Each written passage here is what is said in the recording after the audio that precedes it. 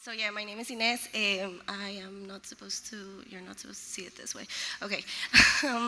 So I'm gonna talk about the Feminist Hub. This is a project I created as a graduation project of the boot camp I did in April. So I'm actually very, very new to developing apps. I moved into tech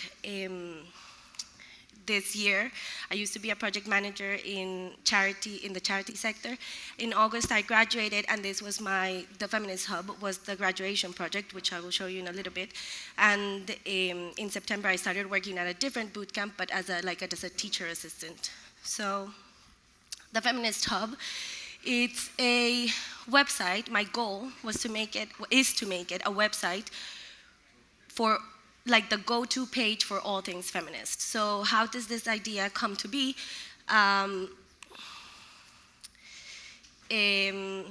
This idea came to be because I wanted to learn more about feminism, and I thought it was very important to know everything about intersectional feminism and not just one type of movement or one theory of feminism, but there was not one site where I could learn about all of this. So for me, my final project was very important to obviously use the skills that I had learned. This was built with Rails in the back end and React in the front end. But to also create something that had meaning, that other people could then use, that other people could learn, and that it could improve society. So I have no idea if what I've created is open source worthy. I hope it is. I decided to do this 2 days ago, so any recommendations are welcome. I created a contribute button, so everybody can contribute. Basically what it has a lot of books, authors, and theories that people can, if you sign in, you can favorite, add to your reading list, add reviews, etc.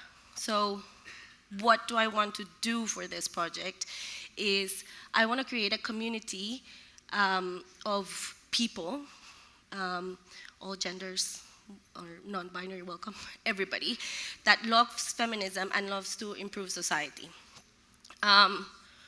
Why do I want to make this an open source project? I would like for people to be able to add content and features. I want to increase the reach of it.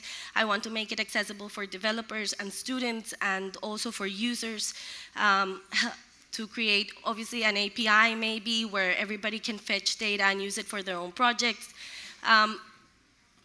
Because I never thought of doing this as an open source project until recently, my next steps is I'd like a license, I'd like a contribute, README, create a roadmap for the end goal, and get all of you to contribute to it. It's very important for me, it's not just about code, but it's about the community that this can build, that this can become. So it's about building a community where everybody feels they're in a safe space, where everybody can learn, and where we can all just become more of an inclusive population.